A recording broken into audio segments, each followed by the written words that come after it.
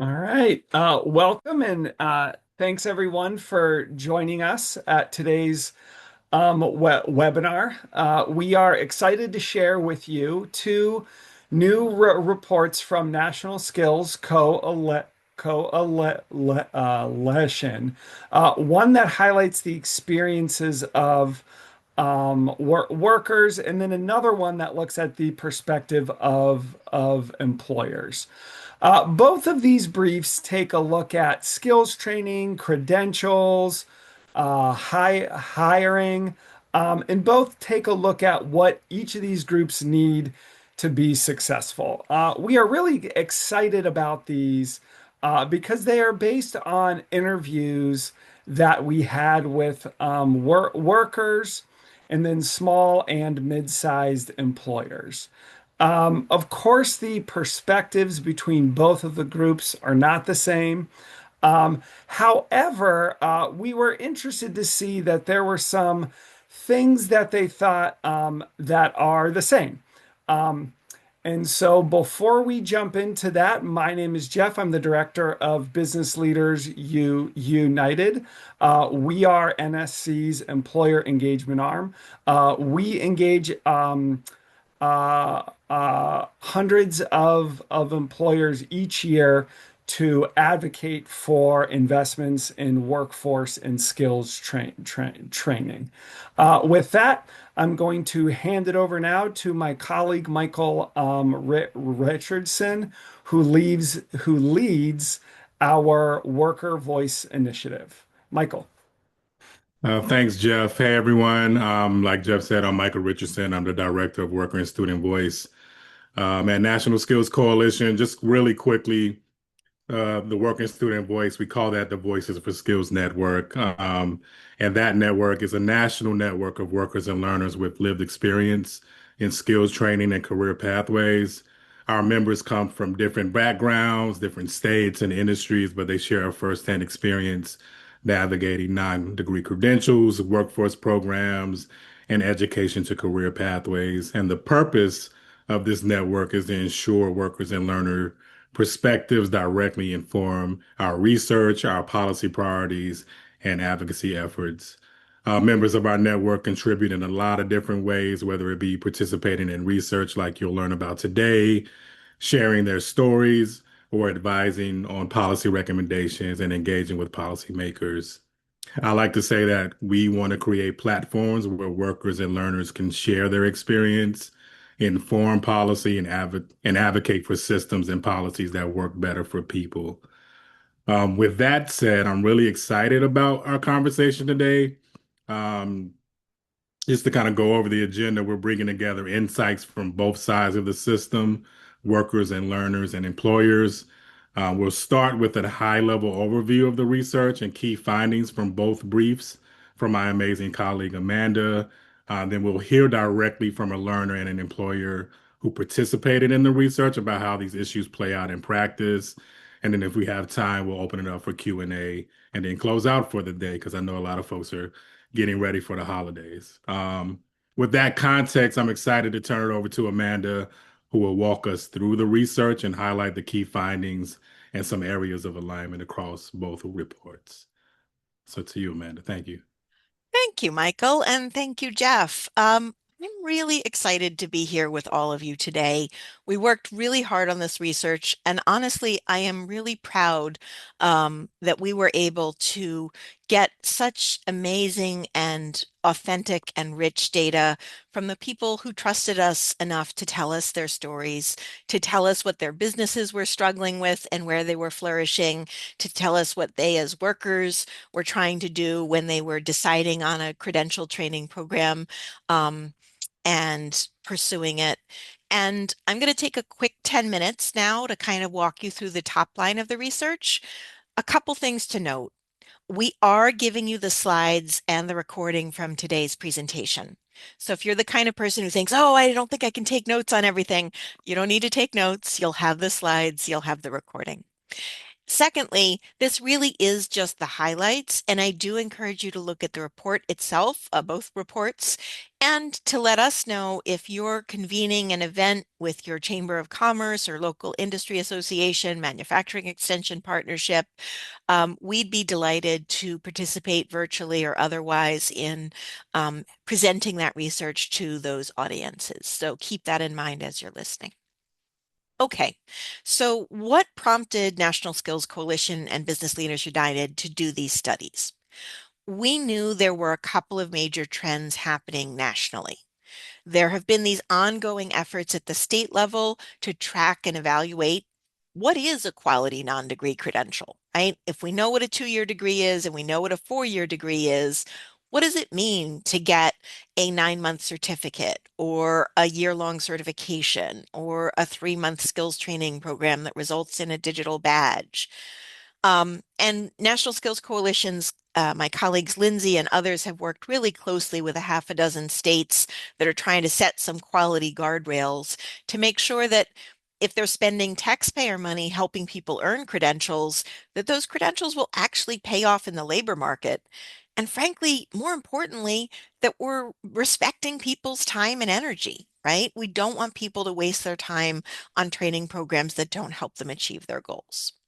And then the second trend that we were conscious of was that many private employers and state governments have announced a move towards skills-based hiring. Oh, we're removing unnecessary bachelor's degree requirements. We want to do skills-first hiring. And so we wanted to know how were businesses approaching hiring and skills assessment in this environment, and how were students and workers approaching their decision making about skills training. The other thing that happened in the middle of this research is that Congress passed the Workforce Pell legislation this summer. And that means that Pell Grant money will be available for more short-term credential training programs than ever before. So I'm going to talk first about our small business report that is linked here on this slide, the link to the full report and the 2-page summary. We talked to 75 small and mid-sized businesses across the country. There was quite a size range in terms of how big they were, but most of them were between about 200 and 600 employees. They were located across the 50, almost all 50 states, actually more than 40 here, primarily in the manufacturing and construction industries. And we did that because manufacturing is well distributed across the country. In April and May of this year, when we did the data gathering, they were hiring steadily in those industries. And they were sort of a middle ground on the credential question, right? So for retail jobs, for example, entry-level positions often don't require any credentials, whereas in healthcare, almost every position requires a credential. So those are kind of the two extremes in terms of credentials in the labor market. Manufacturing and construction are kind of in the middle ground where most of the industries are. And we were pleasantly shocked. I frankly thought a lot of businesses might tell us, hey, we're dealing with tariffs, we're dealing with a lot of business uncertainty, we don't have time to talk to you about skills training and hiring issues.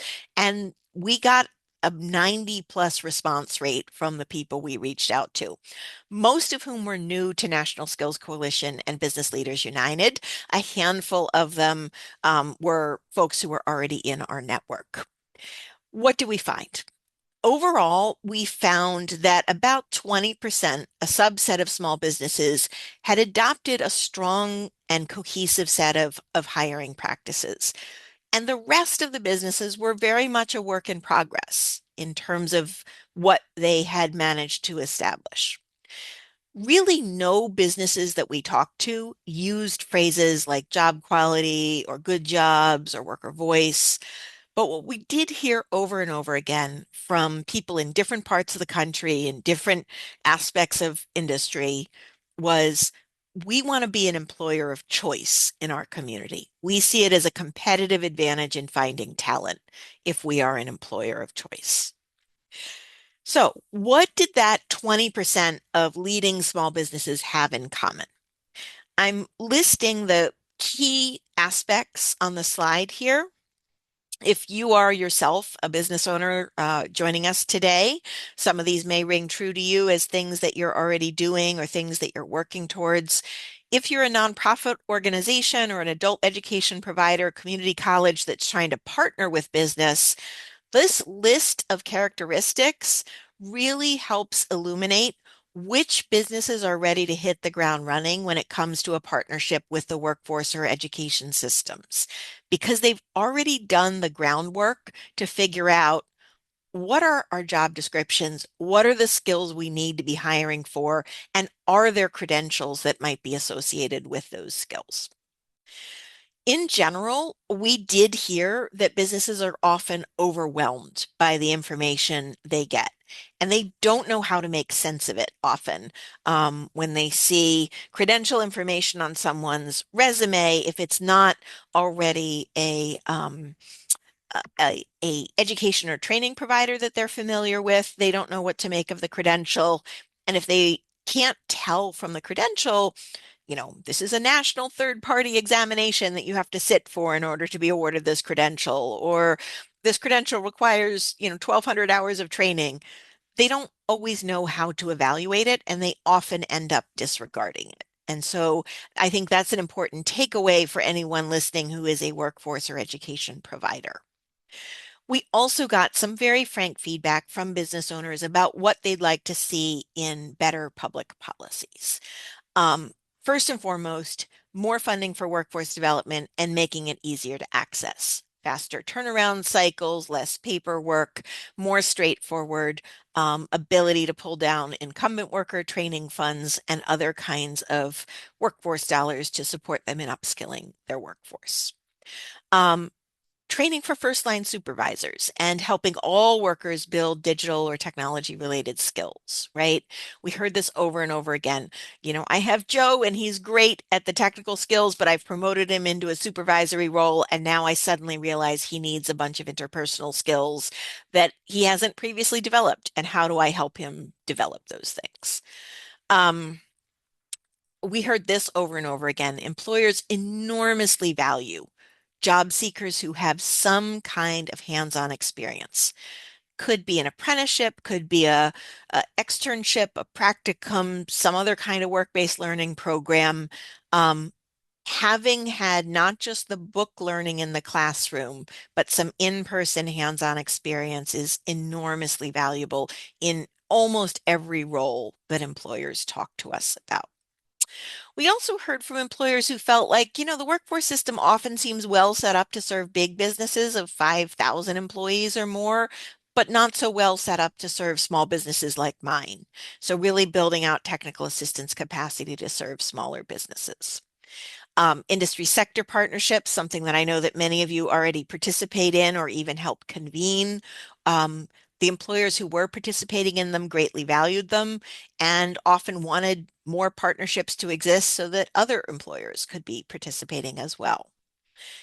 I mentioned before that, many employers feel kind of entangled in the credentialing landscape and could really use both clearer information from job seekers in their resumes and applications about what credentials mean, and better communication with education and workforce partners. And then we also heard, I would say from about 60% or so of the folks we talked to, that they valued foundational skills investments particularly, right? So adult basic education, adult secondary education, helping people build the kind of math skills you need in everyday work on the job, spoken English, technology related skills. So that was the business report. I'm going to spend now the next few minutes talking about the worker report. And again, I've linked to the full report on the slide here, and you will get these slides at the end of today's conversation. So we talked about 34 people across the US, mostly working age. About half of them were parents, very racially diverse, having participated in training programs in a range of different industries. We had way more people who wanted to talk to us. We had 300 applicants of students and workers who wanted to participate in this study. And I think that really indicates that a lot of folks are striving to do better for themselves. And some of them, we did a pre-screening tool to look at those 300 to make sure that we weren't going to interview just people who had had happy or positive experiences with jobs training. We wanted to get the whole range of positive experiences, frustrating experiences, experiences people were kind of mixed or neutral about. Um, And overall, when we asked people, why did you enroll in skills training? Probably not a surprise. Almost everyone said, I wanted something better for myself, right? Been working in low wage jobs. I've been bouncing around in different jobs. I have been in the retail or the food service sector and I wanted something steadier. I wanted a brighter future for myself. I wanted to set a good example for my kids. A lot of people also told us some really heart-wrenching stories of their experience as a job seeker. Ghost jobs that they apply to that don't really exist, scams that try to trick them when they are in the job application and interviewing process, and just really brutal low-wage work schedules and other challenges. Because of those challenges, people often pick training programs that were flexible and affordable. But here's the problem. Because they were choosing programs that could fit their schedules and maybe had a remote or hybrid component or were affordable or low cost, they didn't always enroll in programs that had strong job placement outcomes or strong in-person work-based learning components. But those latter two things are what actually help you get a job at the end of the program, right? And people were doing their best to do due diligence to say, how do I know if this program has good outcomes? How many people graduate from it? How many of them find jobs? How many of those jobs pay a decent wage? Many programs don't publish this data, or if they do publish it, it's kind of hard to interpret. And so we heard a lot from people about, well, I kind of went down a Reddit rabbit hole trying to talk to people, figuring out if this training program was legitimate or not. It's not a great landscape in a lot of cases for people to try to assess whether the training program that they're registering for is really going to result in the outcomes they want. So when we did ask people what they got out of the training program, we certainly heard almost everyone said, yes, I did actually build skills in my training program. But at least a third, and maybe slightly more, of folks said, yeah, but I didn't get the job I wanted at the end of the process, right? And that is just really frustrating and heartbreaking news to hear. For the people who did get jobs, it really was, again, I'm going back to something you heard in the business study, right? Work-based learning and employer partnerships. Um, and in highly regulated fields like healthcare, we saw that people were more likely to be able to find employment. And I think that's because, again, it's very straightforward to put on your resume. I have a phlebotomy certificate. I'm a medical assistant, and have employers kind of know what that credential or that training means. So, what should advocates and policymakers do with the information that we learned in this worker study? Certainly ensuring that people have access to high quality skills training programs without having to pay a lot of money out of pocket. We heard several really sad stories of folks um, quitting an externship or not participating in a work-based learning program because they couldn't afford the gas and tolls or the childcare while they were in the work-based learning or apprenticeship opportunity. But of course, if they'd been able to stay in that, they would have been much more likely to find a job at the end of the process. Um, so incentivizing and supporting more employers in offering those kind of work-based learning opportunities, including in non-traditional fields like digital skills and digital, we had folks who had done digital marketing apprenticeships or other kinds of digital data analysis. Prioritize those employer relationships and really put the staff time and the shoe leather in necessary to build those relationships. Make program outcome data much more accessible and practical and easy to understand. And then support those supportive services like childcare and transportation that are so crucial in helping people to succeed in a skills training program and find opportunity afterwards. So that's your whirlwind tour through our top findings. Again, you'll have the slides and recording, so you will be able to refer back to these. I will be around for the rest of the webinar and we'll answer questions in chat. And you know, we will do our best to tackle the kinds of things that bubble up, but we will also be available for follow-up questions after today's conversation in case there are things that we don't get to. So I'm going to go ahead and turn things over to my colleague and close partner in having done all of these interviews, Jaren Kulina. Jaren. Good afternoon and good morning for folks. Thanks so much for being on the call. I get the privilege of moderating a discussion between two wonderful people, uh, Marie Price and Trina Green. I have been, if you follow me on LinkedIn, you know I've been publicly talking about this and how excited I am for this conversation. I was on calls today talking about how people should be signed up for this call. So excited for you all to hear from folks that really have the practical experience that make this policy recommendations like play in real life. So without further ado, you probably don't want to listen to me anymore, but I am going to start the question. So, Trina, can you share a little bit about your story, how your work or your learning journey connects to skills training? And again, thanks for being on the call. Thank you so much for having me. I appreciate it, and I appreciate everyone who actually decided to show up, wherever you are in what time zone. My name is Trina Green, and I am based in Los Angeles, California, prior service Army. And for the majority of my career, I have been in areas of kind of administrative work. I started in mission in, I'm sorry, military intelligence, then I moved to personnel, and then I ended my career in recruiting. So I've got a lot of uh, on the administrative and office work side of things. Same thing after I got out, I started doing a lot of office-based work, human resources, case management, things like that.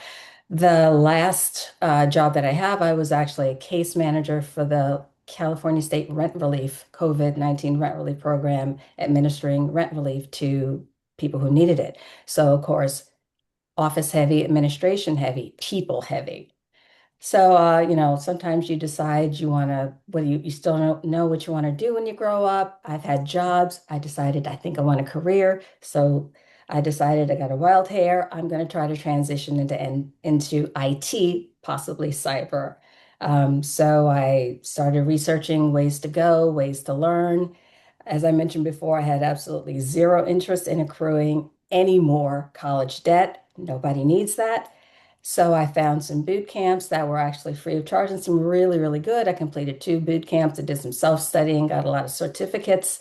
And like a lot of people, and the reason that I'm here is there's that bridge of trying to get from certifications and non-traditional learning into a job, especially for someone who like me who had zero IT experience. It was just I'm administrative all day, every day for the last 30 years of my career trying to go into IT, zero experience, hands-on or otherwise, and just trying to make that gap, bridge that gap between I've completed boot camps, I've got certifications, I've done self-study. How do I get a job from that compared to all the other people in the world who have 15 years of experience and can absolutely do what I do with their eyes closed at this moment. So that's where I am in my journey. Rena. It's really great hearing your experiences, and I think I could I could probably go real far in a rabbit hole with you on veterans and the transferability of the skills that you have, and so much that I think that frustrates people probably on this call that there's not a pipeline of talent like from veteran to the next step. And I know we'll probably get into that too, but Marie, same question for you. Can you share a little bit more about your story and how your work or your learning journey connects to the skills training? Thank you, Jaren, and hello, everyone. I'm Marie Price. I'm Director for Learning and Development at Idaho Forest Group. We're a lumber manufacturing company with corporate headquarters in Coeur d'Alene, Idaho, and 5 lumber mills throughout northern Idaho and 1 in Lumberton, Mississippi. My journey actually starts from when I graduated from high school in Seattle, Washington. I didn't know what I wanted to do after. I didn't really have much career counseling, so I went into college because that's what everyone's supposed to do. Graduated with a degree in psychology, still didn't know what I wanted to do, so I did seasonal and low wage work for several years. So I can kind of see it from that end. Then I moved into social services. I worked for Goodwill Industries of the Inland Northwest in Spokane, Washington for a number of years, and then moved into a WIOA program. So I served individuals with barriers to employment, teaching them workforce skills to get entry-level employment, and then eventually went into North Idaho College in workforce training and short-term training, and we developed programs that led people into jobs, had lots of opportunities to work with employers and try to understand what they needed for the workforce, and then create classes that would teach the skills needed for employment. Also ran a WIA adult program, WIOA, sorry. And then eventually made my way into Idaho Forest Group, where I am now, having developed a number of apprenticeship programs for this organization. They decided they needed a learning and development person. So here I am on the employer side. And see, if you haven't already, see how fantastic these folks are on this call. And this is why I was telling everybody they needed to be on this call. So as we look back at the report and some of the things that Amanda shared with us, what resonated most for you from either of the reports, the worker or the business one, and how did those findings reflect what you've maybe experienced in your own experiences? Marie, if you want to go first. Sure. Well, really what resonated me was there was a lot of commonalities in terms of the fact that employers want to have credentials that are clearly understood in terms of the skills that are taught that are transferable into a job. At the same time, employees or prospective employees, the students that are taking these courses, want to know what jobs are available. So there's a need for that alignment. I think there's a need for a common language. We really want to see the system work. I do think it's really important that there is industry partnerships, as was referred to earlier by Amanda. Excellent breakdown of the findings, and that work-based learning is a really important component. We have registered apprenticeship and internships at our company, Idaho Forest Group, to give people opportunity to come in and see if they're a fit.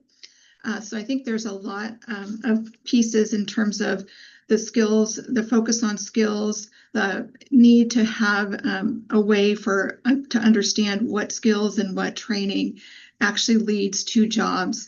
And I also, as Trina mentioned earlier, and you referred to, Jaron, there's got to be a way to really identify the transferable soft skills, or some people call them durable skills, that an individual possesses.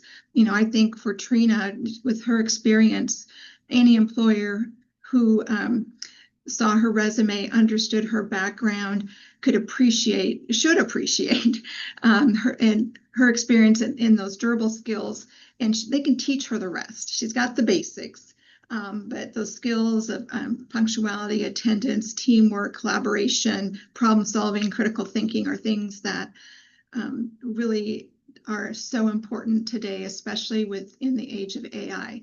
We need really to have a focus on those soft skills. Yeah, Trina, what about you? Yeah, I was just based on what Marie said, when she said you can teach her those skills.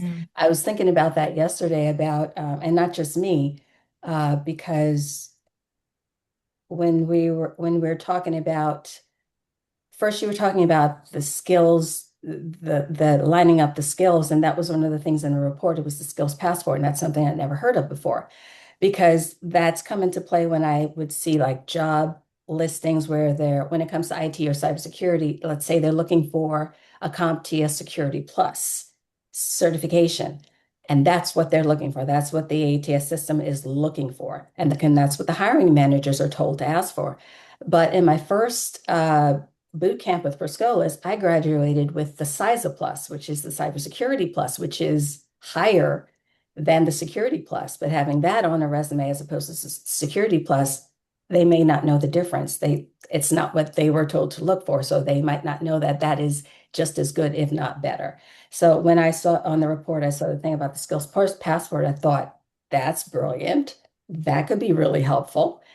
But in addition to what, Marie, you were talking about, you can be taught having all these certifications, yet no skills. I was just thinking about the fact that there are so many people who are like me, who are going through the training, and it doesn't matter what the industry is. It could be, something in medical or finance or banking, in my case, IT. I'm very sure that I could learn it. I mean, people who are gathering all these certifications but not having anything to do with them, that's just rough clay, and in any pair of good hands, being the employer and the trainer, you can take some serious blob of rough clay, and the next thing you know, you got a Ming vase. So you got to give somebody a chance. That would be helpful.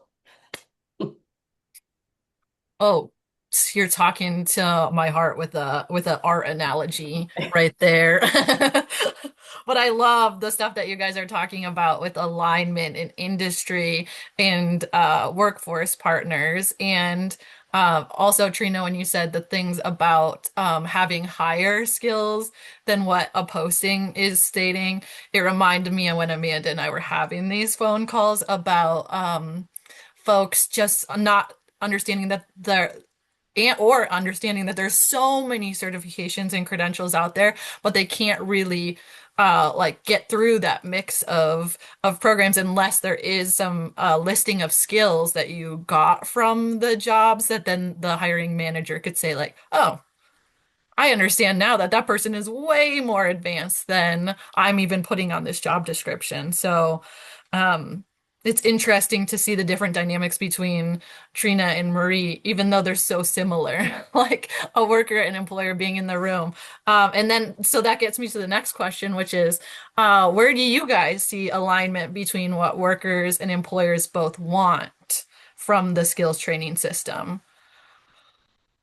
I would say that we both want affordable, high quality training that lead to actual jobs or job advancement. And then, from the training providers, we want some transparency on the actual completion and job placement data, so that we can understand what credentials actually are leading to jobs. Mm, yes, accountability. Understood Mhm. that. Trina, what are you thinking? Oh, well, seeing how, based on the report, you got employers who really want to lean towards skills-based hiring. Um, I think I just got a spam call. How rude. Come on, Um, you're doing a webinar. Let's Seriously, let's maybe later.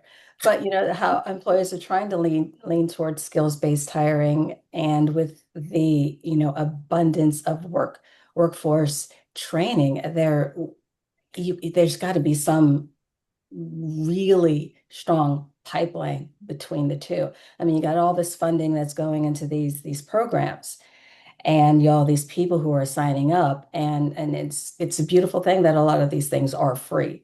But the getting that trainee into that job has been, from my experience, the hardest Mm, task.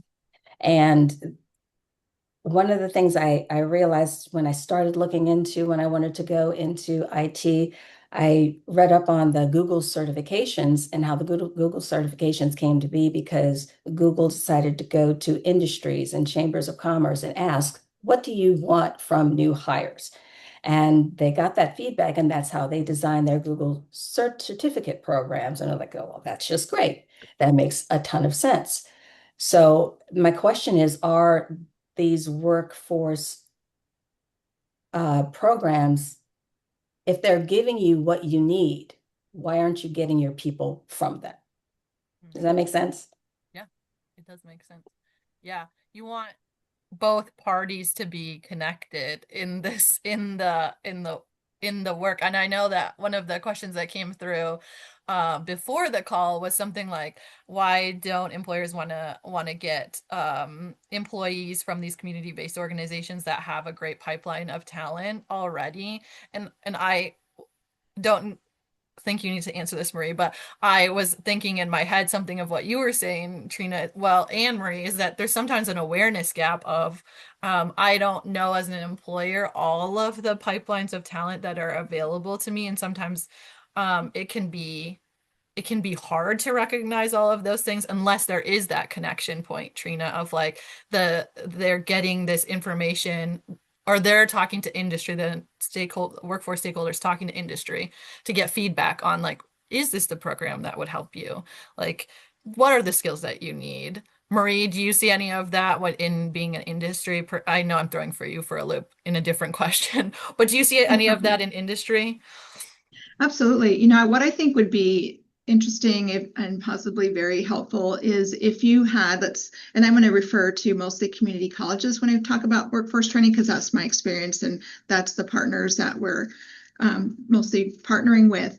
But if that workforce training provider, if they had data on, like say an A plus, they offered A plus, or they offered a series of technical training, that they had data on where their participants got jobs and had links to those jobs. So someone could go in and say, oh, someone got a job at, XYZ company as a IT help desk. So I'm going to look for jobs there. So that if there was that kind of information available, I think it would be super helpful. I think just another comment is one of the challenges, and really in my own experience, I've had to do this. Sometimes you have to get your foot in the door at a company to show what how great a worker you are. And so I took a part-time job just to get my foot in the door at the college because I wanted to work in workforce training, and the only position was part-time. So I was only in that position for like 6 months, and then I got advanced. But it gave an opportunity for that organization to get to know me and to see, what I could bring to them. Yeah, it kind of goes back to that work-based learning thing that was in the worker and employer and building social capital. I don't know that it was like put out in the report, but I think that is like an important piece of if you can show it Mhm. to the employer. And I think Trina, you've referenced that too. Like if you are in front of that employer, we know you're gonna get hired. I know Trina's gonna get hired. For sure. I agree. Okay, how about why is it important for a worker or a learner and employers to be together in spaces like this so that they can have conversations? What do you think, Trina? Oh, well, that's an easy one because I'm thinking from the perspective of someone who's trying to, find the dream job.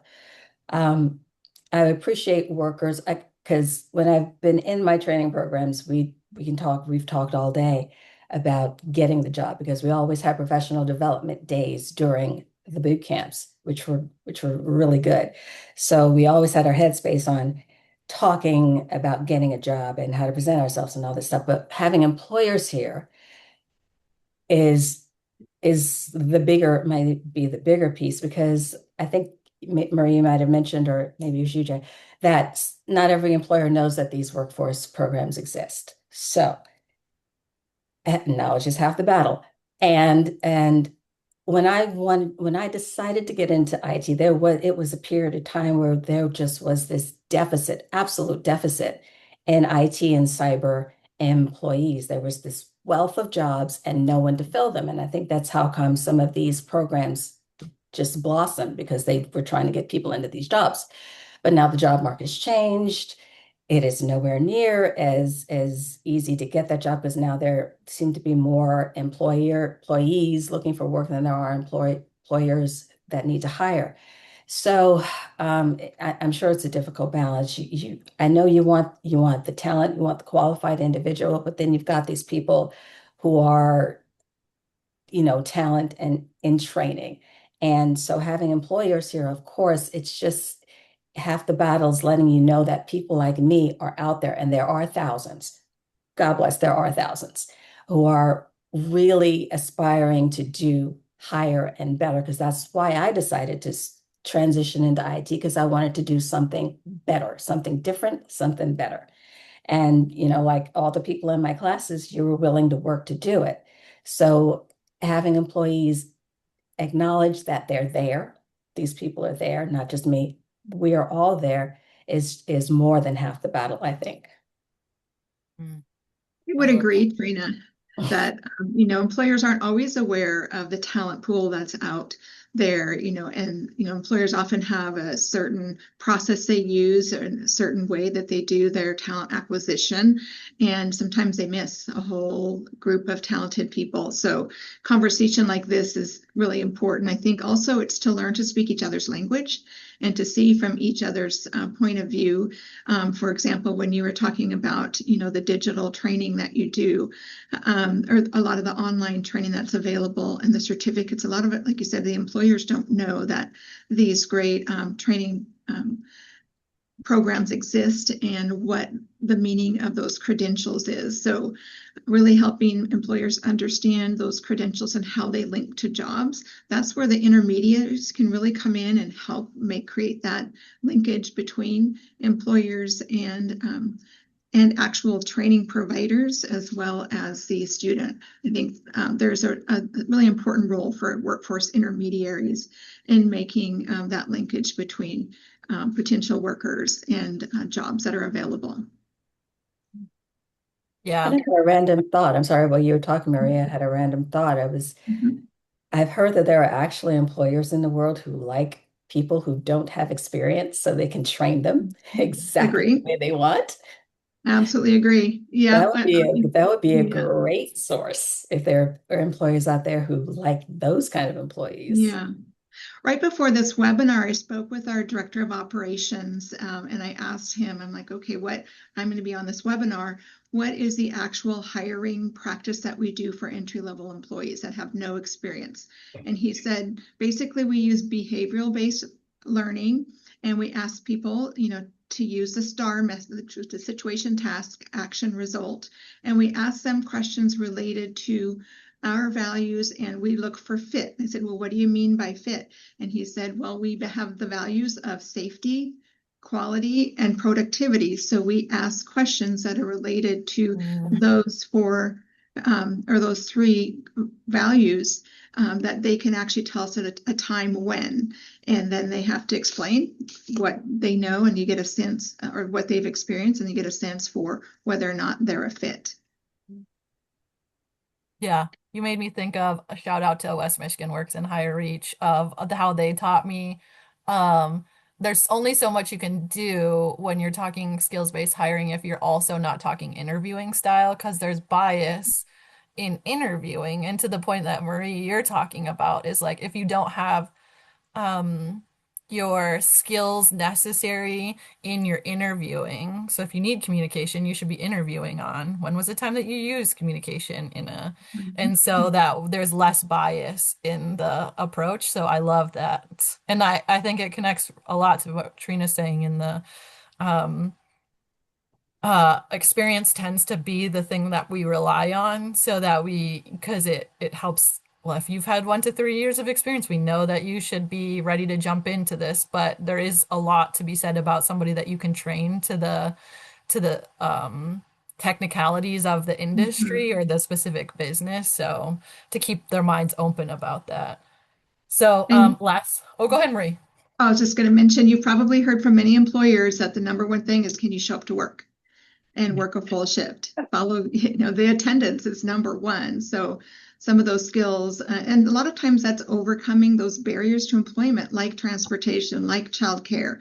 And that's where those wraparound services can be really helpful, especially for individuals who are just entering the workforce, whether it's, right out of high school or college, or just coming in after, staying home to care for family members. Anything, Trina, you want to hit on the barriers issue at all? Easily. In the two boot camps that I attended, there were definitely at least three individuals who were like working a second or third job or had childcare issues. And we did have the social services, piece of the program. And something as simple as I don't have a laptop, and you were able to borrow one. If you didn't have a laptop, they would give you a loaner to get the work done.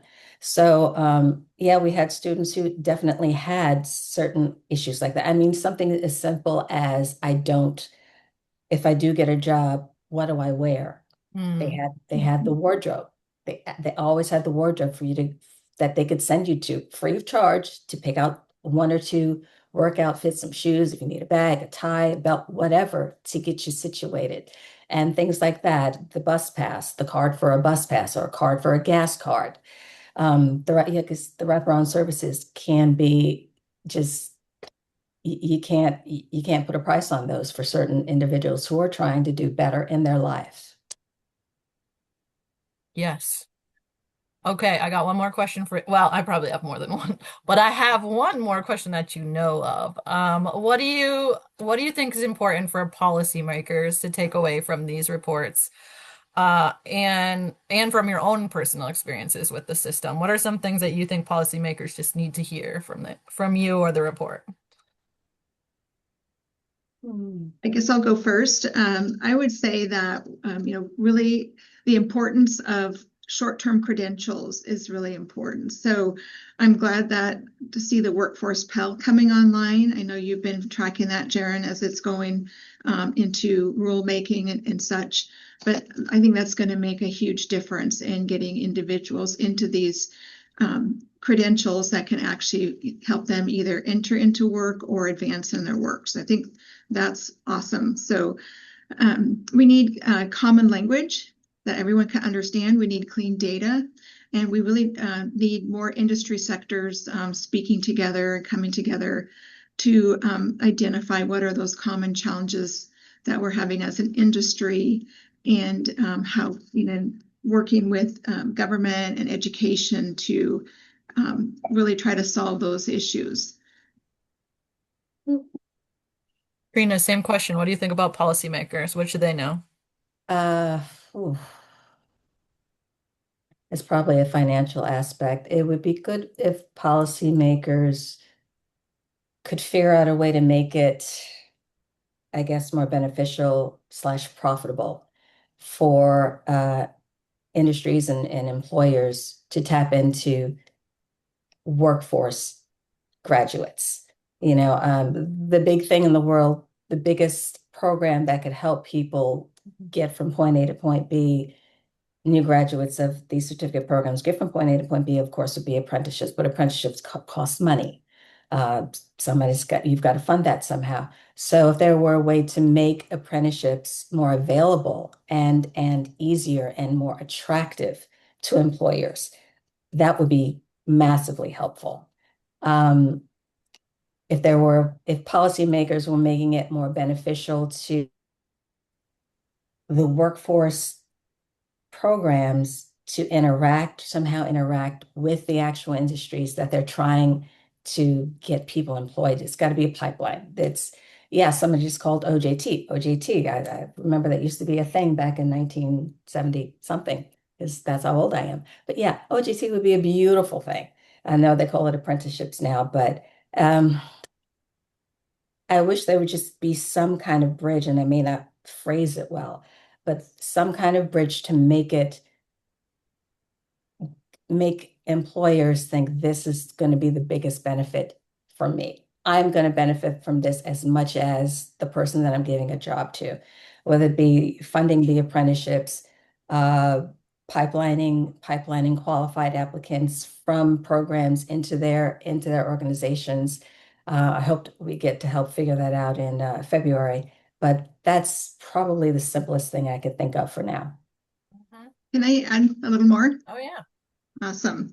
Well, I want to speak to what the state of Idaho is doing. I'm a member of the Idaho Workforce Development Council, and we're doing some things that are a little bit out of the box. And that's what the message to policymakers is: think out of the box and look at best practices from states. From my experience in Idaho, we developed a program called Launch, put $75 million into that.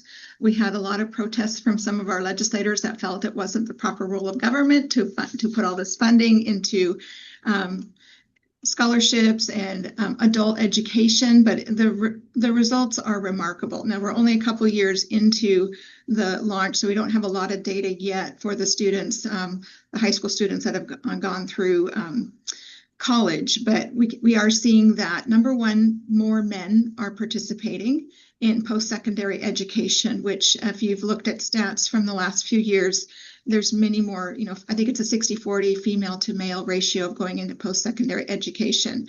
We've significantly increased our adult launch, which is one-time funding for an Idaho resident to pursue training that assists them in upskilling or training in a new skill. And it's 80% of the tuition and fees. And so a lot of them are going into construction, transportation, healthcare, but 60% of our adult launch are men. And from the initial data that we've received on the outcomes for these short-term trainings is that their increase in wages are about a 50% increase. It's remarkable, the increase in wages and that makes such a difference to individuals in terms of being able to support their families. We've also used some federal funding to expand childcare. And so we're getting more employers involved in supporting childcare. So that's made a huge difference too. So, look to the states and what they're doing that is innovative and that is actually making a difference. Yeah, and I think obviously Lightcast is based in Idaho, but I think Lightcast always talks about the in the Rising Storm, one of my favorite briefs talks about the men that are sitting on the sidelines or are incarcerated. I know Idaho has been a strong advocate of work-based learning and apprenticeships in the jail system, and in thinking of like how do we get people into shorter term programs that get them into the trades. So really cool stuff happening in the state of Idaho, especially with launch and the industry sector partnerships, which I think I would like to answer a question, and Marie, if you wanna add on from your side of the industry sector partnerships, I did see a question about like how do employers even know that these things exist? And one of the things that like how do employers know that workforce stakeholders exist, whether that's community-based organizations, higher ed, some of the boot camps that Trina went through. Some of it can be added to the conversation around industry sector partnerships, where you have the opportunity to have industry at the table with your higher ed partners, with your K-12 partners, with your workforce boards, and that's industry specific. So you can have small companies that engage in the conversation at the same time as you're having large companies, because then they're giving some more information about the curriculum they need, the skills they need, the jobs that are the most important. Marie, is there anything else that I'm missing from your perspective on it? I've just been involved in a forest industry partnership in northern Idaho where we've done just exactly as you described. We brought education and small business and schools, K-12, community college, employers, entrepreneurs, et cetera, into the conversation because the average age of a logger in Idaho is 55. And of course, truck drivers are, in the upper 40s. And so if we don't have that sector in our economy, a lot of the forest industry funds education, through the timber sales on state lands. And that happens in many states. And so if we don't have that workforce, we are not going to have funding for our education. And fortunately, our state superintendent understands that. And so we got money funded to bring programs into K-12. And so it was all the forest industry coming together, figuring out what we needed to do as a industry sector, getting our state school superintendent involved, getting our workforce development council involved in developing and also career and technical education and building a program that is now going to be launched in the 26-27 school year that we're really excited about. Yeah, well, before we get going, I just want to make sure, is there anything last minute that you might have not talked about that you think is important for these folks on the call to be? I know I am throwing you for a loop for some of these questions, but you have a group of folks that are really strong advocates from adult education to higher ed to employers. We've read the research, we've heard some of your story. Is there anything that you think would be important for them to hear, just as a last hurrah from this call? I guess I'll start. So I would just say that, if it's not happening in your region, make it happen. I actually had my former colleague, who's now the chief of the U.S. Forest Service, came to my office a couple of years ago. He said, Marie, we need to get these people together because we have this issue in the forest industry. We're not going to have a workforce. And so he just threw it in my lap and said, do it. And so I did. And so, find those champions, find those individuals that have the same passion that you do, that actually care and want to make a difference in connecting prospective workers, education, the workforce intermediaries, and your industry partners.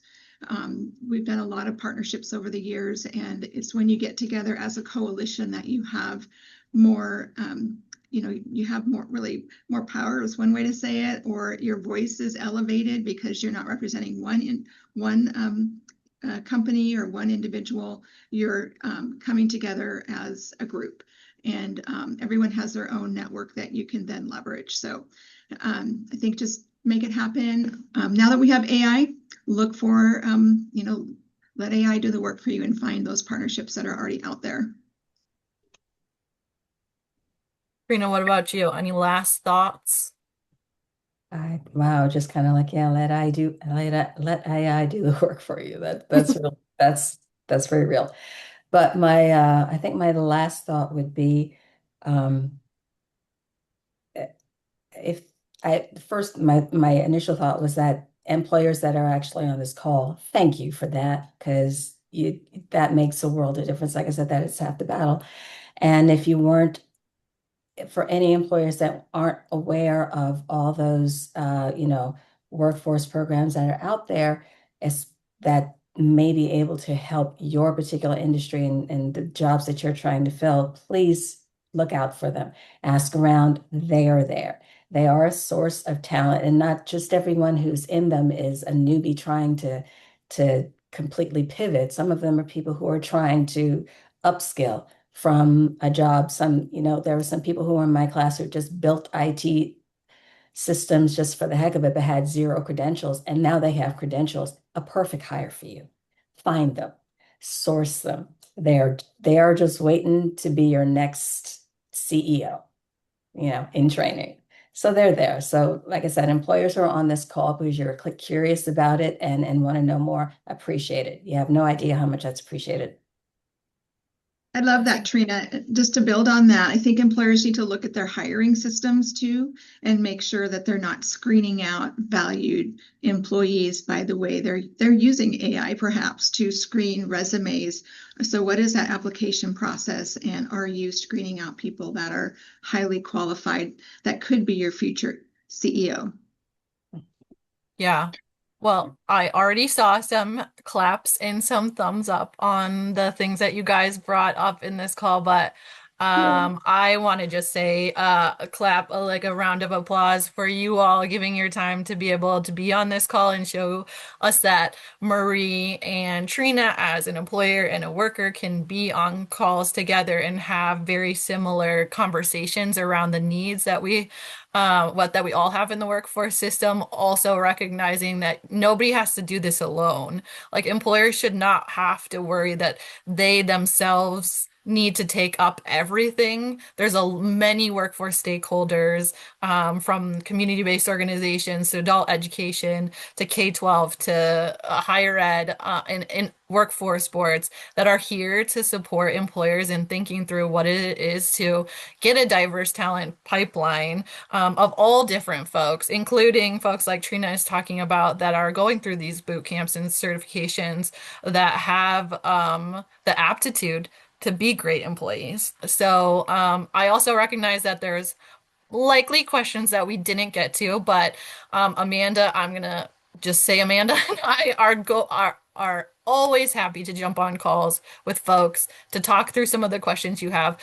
Amanda was able to be on the worker and the business report, so she can speak to both of those reports, and then I can talk through any of the business questions that folks may have. So please reach out to us. You will receive a recording and the slides, so you'll have all of that information. Amanda, am I missing anything else? You are not. The last slide in the slide presentation, which I didn't show you on screen, does have Jaren's and my direct contact information. So we are easy to find and happy to chat.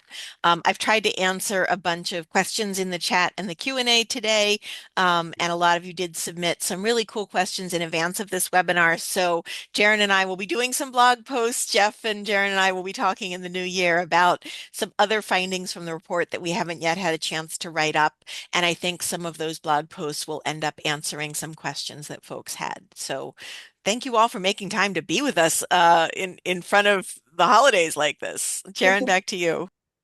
Yep. Thanks again for everybody on this call. Please reach out. I, I'm sure you can even reach out to Maria and Trina if you would like. They are both available for any of the answers that you might, and Marie from the employer side of things of how they've done things at Idaho Forest Group. So thank you guys. Thanks so Thank much for you. Marie and Trina, and happy holidays for the rest of the folks. Take Thank care, you, everybody. everybody. Bye-bye.